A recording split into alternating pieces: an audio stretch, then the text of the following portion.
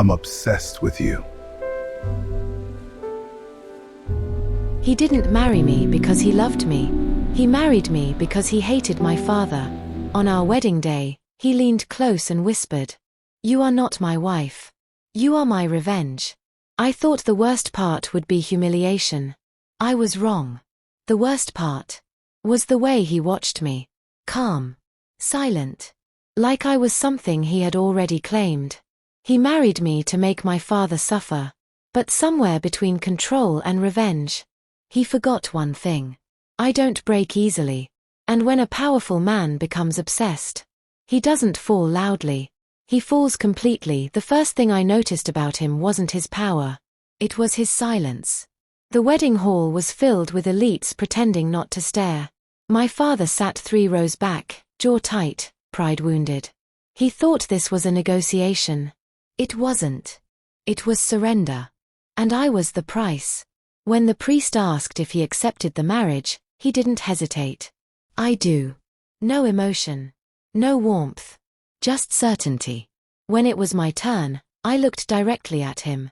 Not at the floor. Not at the ring. At him. His gaze met mine calmly. Cold. Observant.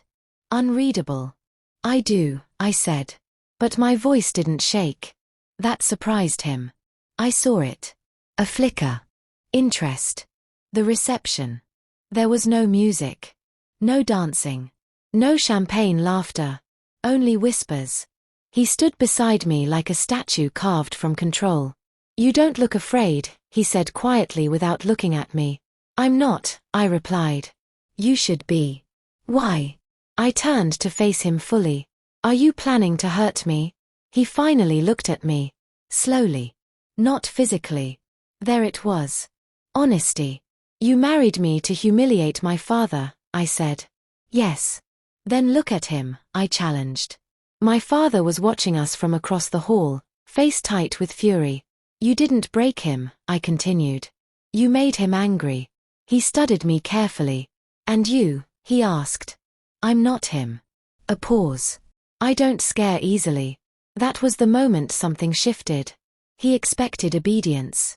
I gave him resistance. The first night. When we entered the master suite, I walked in first. I refused to wait for permission. He closed the door behind us quietly. No dramatic gestures.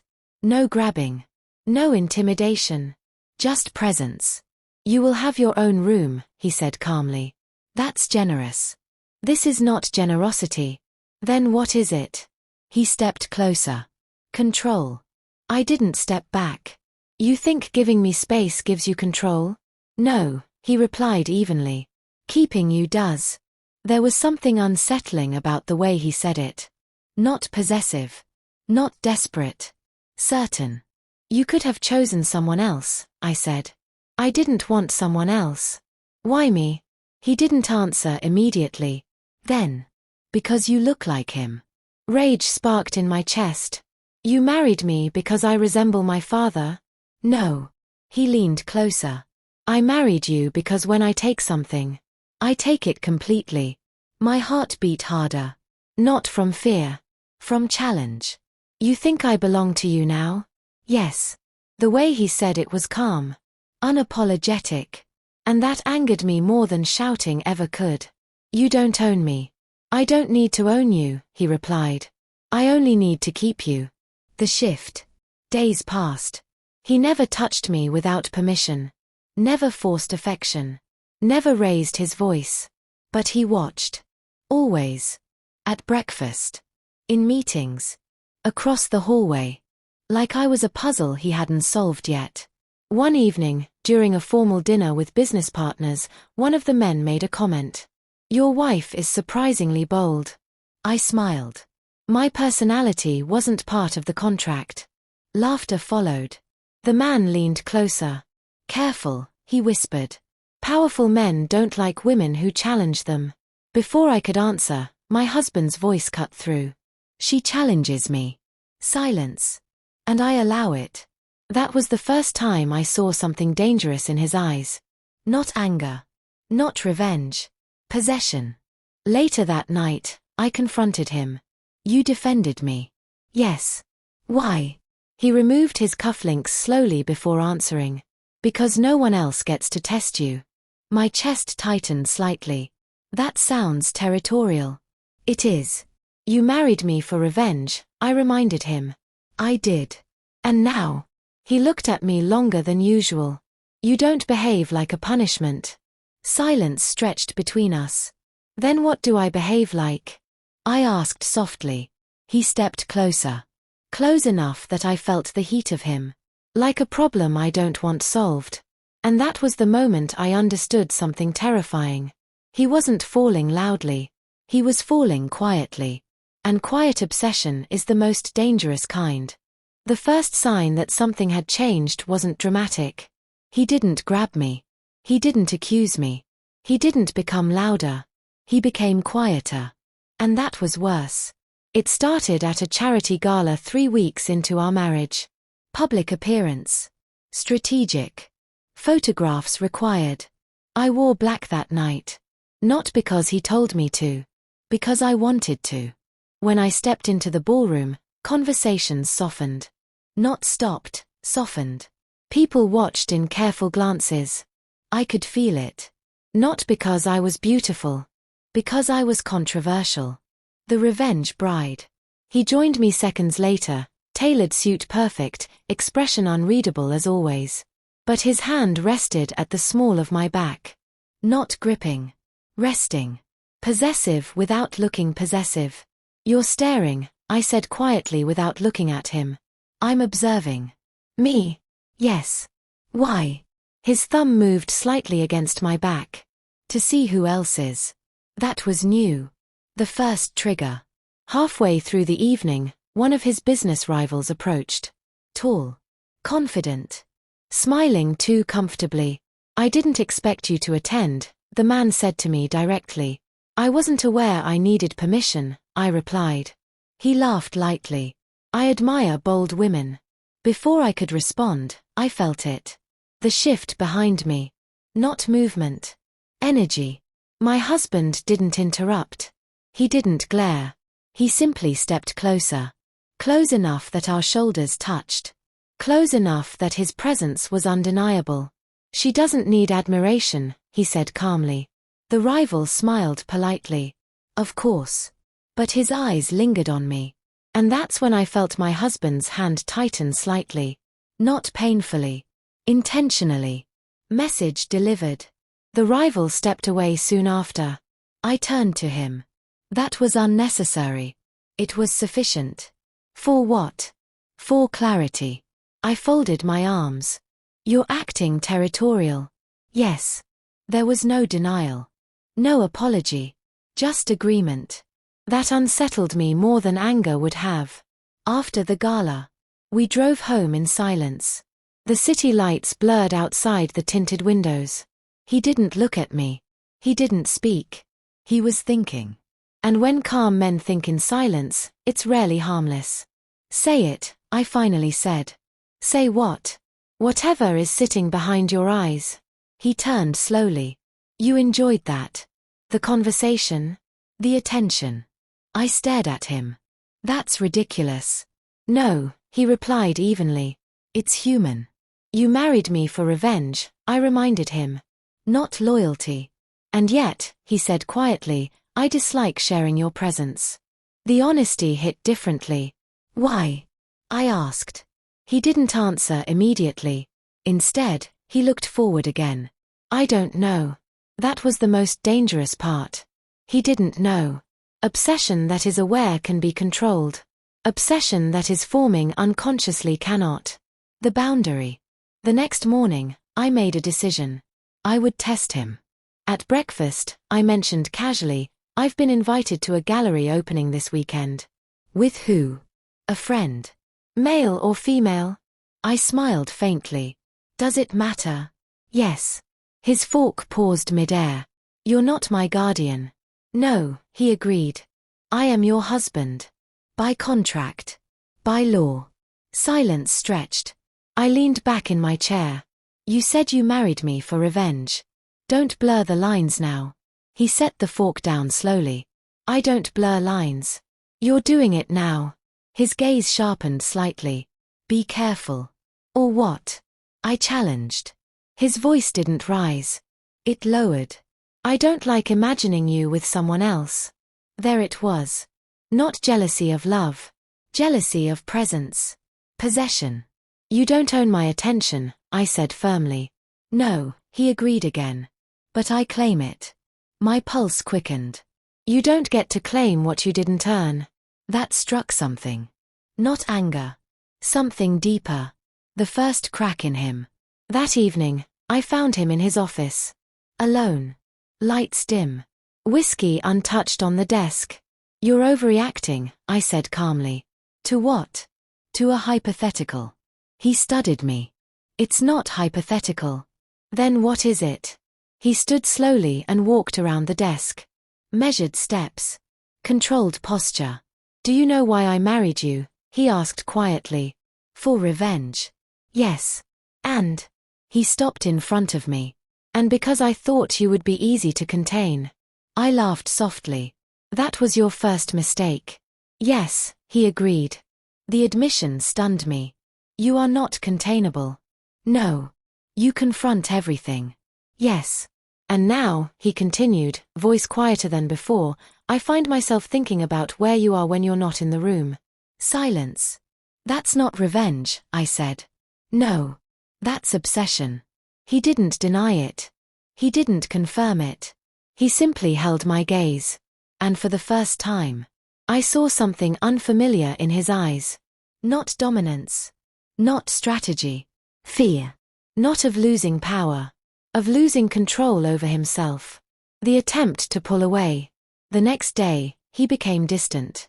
Not cold. Measured. He reduced shared meals. Cancelled public appearances. Spent longer hours at work. He was trying to regulate it. Trying to push it down. Trying to remember why he married me. Revenge. Humiliation. Leverage.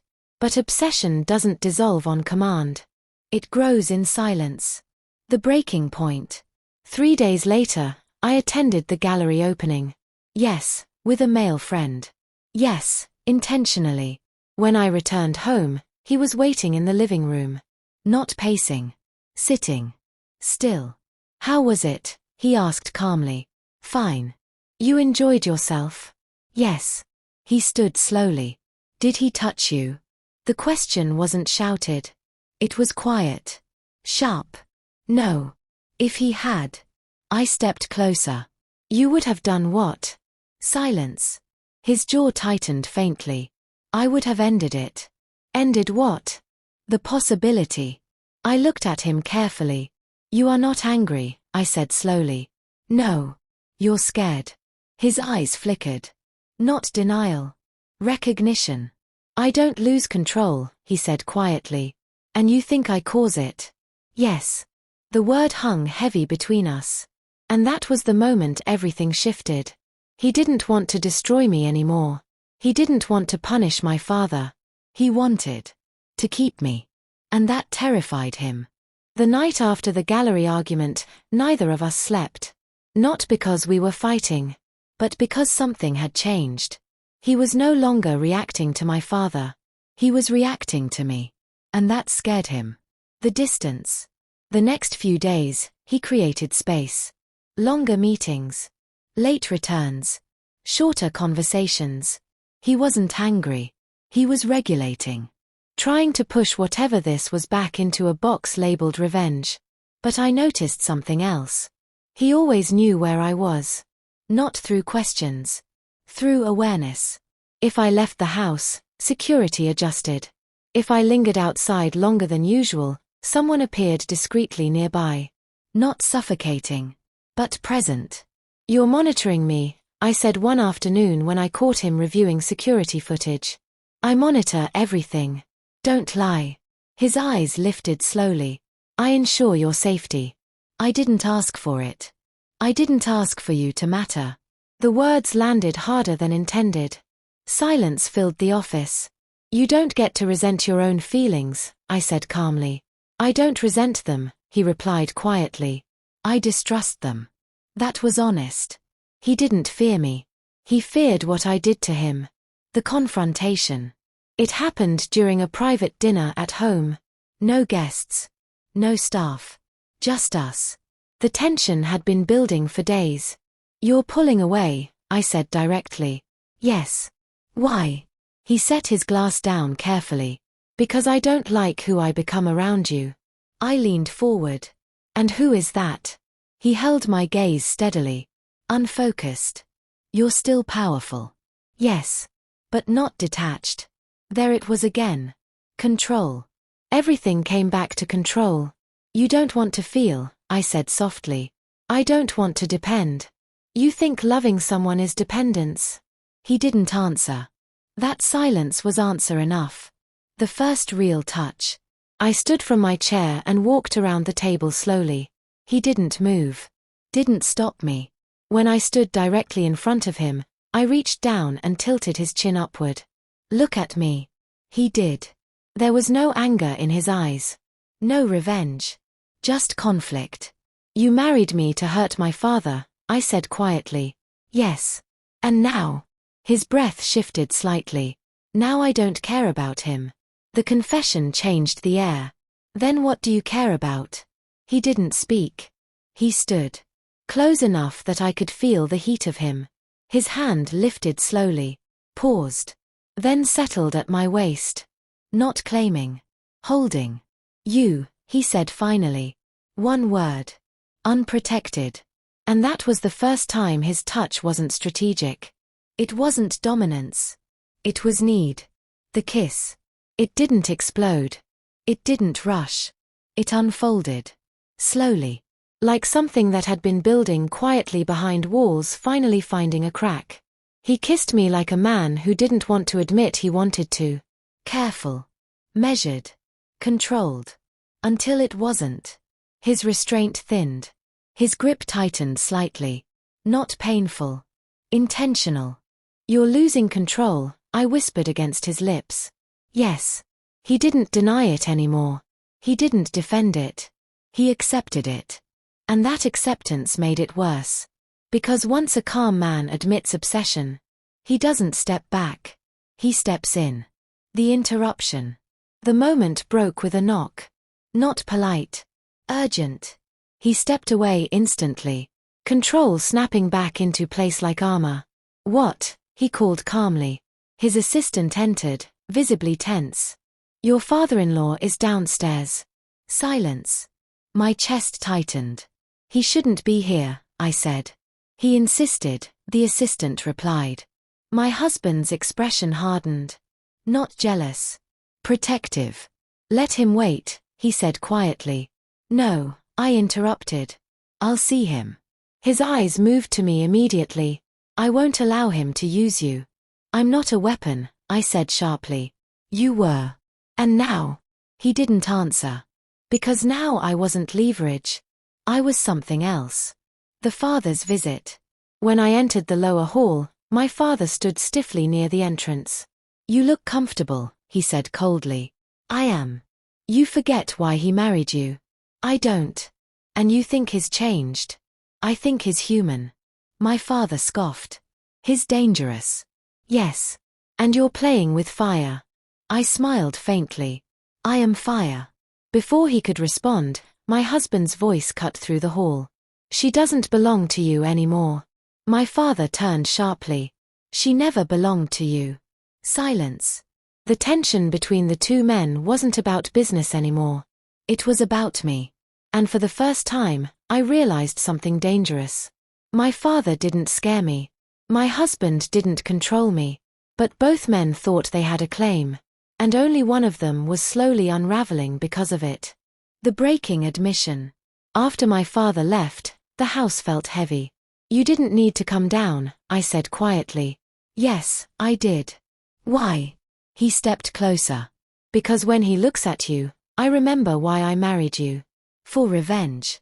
"No." His jaw tightened. "For access." Silence. "And now?" I pressed. He exhaled slowly. "Now I want to be the only one who has it." The possessiveness wasn't loud. It was calm. Clear. Unapologetic. "That's obsession," I said. Yes. And that scares you? No. His eyes darkened slightly. It excites me. That was the moment I understood. He wasn't fighting it anymore. He was leaning into it. The shift in power. That night, when he pulled me into him again, it wasn't revenge. It wasn't control. It wasn't correction. It was surrender. Not weakness.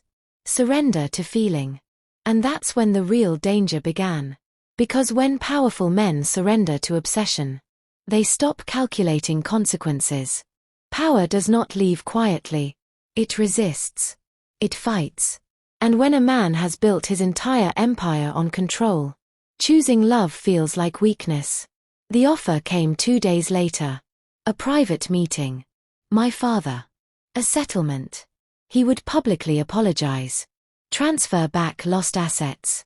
Restore my husband's reputation. On one condition. The marriage would end. It was strategic. Brilliant. Cruel. My father understood something now. He saw the shift. He knew revenge was no longer the motive. And he intended to use it. The proposal. I wasn't present in the room. But I heard everything later. If you end this marriage, my father said calmly, you regain everything you lost. And if I don't, my husband asked evenly. You keep the girl, and lose influence. Silence. My father leaned forward. You married her to hurt me. You succeeded. Now finish it. He stood. Choose power. When he returned home that evening, I knew. Not from his face. From the quiet. The kind of quiet that holds weight. What did he offer you? I asked. Restoration. In exchange, he looked at me directly. You. There it was. The final test. And? I asked softly. And he believes I will choose correctly. My chest tightened. And will you? Silence stretched. Heavy. Sharp. Unforgiving. He walked closer. You think I built everything I have because I hesitate? No. You think I lose? No. Then understand this, he said quietly. I do not walk away from leverage. My heart dropped slightly. But he wasn't finished. I walk away from weakness. His hand lifted to my face. And for the first time since this began, his voice lost its steel. I thought loving you would weaken me. Silence. I was wrong. The next morning, he called a press conference. Unexpected. Unnecessary. Risky. Business partners watched. Political figures listened. My father stood at the back of the room. Calm. Confident. He believed he had already won. My husband stepped to the podium. No anger. No theatrics. Just clarity. I married my wife under terms of retaliation. The room stiffened. But over time, I realized something important. His gaze found mine in the crowd. Revenge is temporary. Silence. Power is replaceable. More silence. But loyalty chosen freely is rare. My father's expression shifted slightly. My marriage will not end. A murmur swept through the hall. I do not require restored assets. I do not require apology. I do not require correction. His voice lowered. I choose her. It wasn't loud. It wasn't dramatic. It was final. And that was stronger than shouting ever could be. Aftermath. We returned home in quiet. Not tension. Relief. You gave up millions, I said softly. Yes. You weakened your position. Possibly. You embarrassed him. Yes. Why? He stopped walking and turned to face me. Because I realized something. What? He stepped closer. I don't want to win if you're not beside me. That confession held more weight than the press conference. You don't sound like a man obsessed anymore, I said gently. He tilted his head slightly. Oh, I am. Then what changed? He smiled faintly. I stopped fighting it. The final shift. Weeks passed. The empire adjusted. Alliances shifted. But nothing collapsed. In fact, his influence grew. Not from fear. From respect.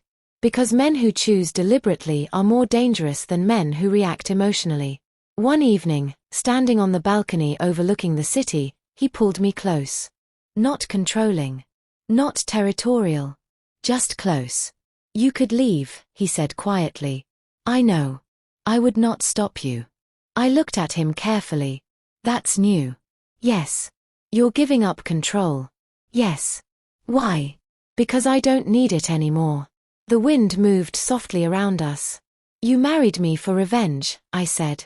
Yes. And now? He didn't hesitate. I married the wrong reason. Silence. But I kept the right woman. Power had been his language.